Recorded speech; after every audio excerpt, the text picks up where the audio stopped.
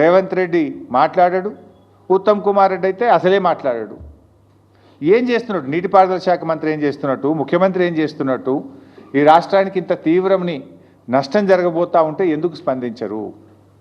ఇవాళ మనకు గోదావరిలో 959 టీఎంసీల నీళ్లను బచావత్ ట్రిబ్యునల్ మన రాష్ట్రానికి, ముఖ్యంగా తెలంగాణ ప్రాంతానికి కేటాయించింది. మరి ఆ 959 టీఎంసీలను మనం వాడుకోవాలి కదా. ఇవాళ పైకి ఏం మాట్లాడుతున్నారు? లేదా ఇవి సముద్రంలో కలిసే నీళ్ళు అంటున్నారు. సముద్రంలో కలిసే నీళ్లు కావు ఇవి. తెలంగాణ రాష్ట్రం వాటిని వాడుకోలేదు కనుక, పూర్తి స్థాయి వినియోగంలోకి తేలేదు కనుక ఆ నీళ్లు కిందికి ప్రవహిస్తూ ఉన్నాయి. రేపు తెలంగాణ 959 టీఎంసీలు పూర్తిగా వినియోగించుకుంటే అక్కడ నీళ్లు ఉండవు. దీని వెనుక ఉన్న కుట్ర ఏంది? ఇవాళ ఇప్పటికే ఆంధ్రప్రదేశ్ గోదావరి నది మీద ట్రిబ్యునల్ వేయాలని చెప్పి సెక్షన్ 3 కింద కేంద్ర ప్రభుత్వానికి కంప్లైంట్ చేసింది. సో గోదావరి ట్రిబ్యునల్ వచ్చే లోపే ఈ బనకచెర్ల ప్రాజెక్టును త్వరితగతిన నిర్మించి, ఆల్రెడీ ప్రజాధనం ఖర్చు అయిపోయింది, ఆల్రెడీ మేము ఖర్చు పెట్టేసినాము, దీనికి నీళ్లు కేటాయించండి అని చెప్పి ట్రిబ్యునల్ ద్వారా నీళ్లు తీసుకోవడానికి ఒక పథకం ప్రకారంగా జరుగుతున్న కుట్ర ఇది. ఎట్లా సాధ్యమైతే చెప్పండి? నిజంగా 959 నువ్వు పూర్తిగా వినియోగించుకున్నప్పుడు అప్పుడు నీళ్లు కిందికి పోతే దాన్ని లెక్క తేల్చాలి. దానికి సిడబ్ల్యూసీ ఉంది, హైడ్రాలజీ ఉంది, అన్ని క్లియరెన్స్లు తేవాలి కదా.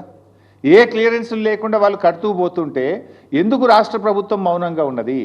ఎందుకు రాష్ట్ర ప్రభుత్వం దాన్ని అడ్డుకోలేకపోతున్నది? There are many forums. నిన్న నీతి ఆయోగ్లో రేవంత్ రెడ్డి ఎందుకు ప్రశ్నించలేదు నేను అడుగుతా ఉన్నా. ఇంకా బాధ కలిగే అంశం ఏంది? 8 ఎంపీలు కాంగ్రెస్ గెలిచే, 8 ఎంపీలు బీజేపీ గెలిచే. 16 ఎంపీలు గెలిస్తే ఏం లాభం ఈరోజు రాష్ట్రానికి? బడ్జెట్లో ఏమి రాదు.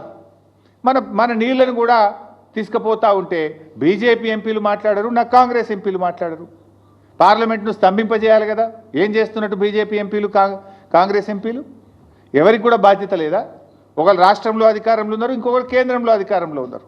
కేంద్రంలో అధికారంలో ఉన్న వాళ్ళు చట్టాన్ని ఉల్లంఘించి పక్క రాష్ట్రం నీళ్లు తీసుకుపోయే ప్రయత్నం చేస్తుంటే కేంద్రంలో ఆ చట్టాన్ని అమలు చేయాల్సినటువంటి వాళ్ళు ఆపే ప్రయత్నం చేయరు.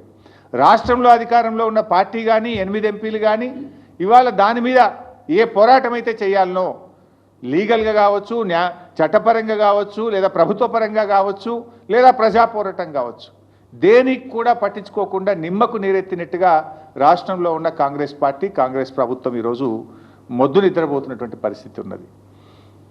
ఇలా ముఖ్యంగా ఈ రాష్ట్రం నుంచి 2 కేంద్ర మంత్రులు ఉన్నారు, కిషన్ రెడ్డి గారు, బండి సంజయ్ గారు. మీకు బాధ్యత లేదా అని అడుగుతా ఉన్నా. మీరు ఈ రాష్ట్రానికి ప్రాతినిధ్యం వహిస్తూ ఈ రాష్ట్రానికి అన్యాయం జరుగుతూ ఉంటే మీరు ఏం చేస్తున్నారో నేను అడుగుతా ఉన్నా.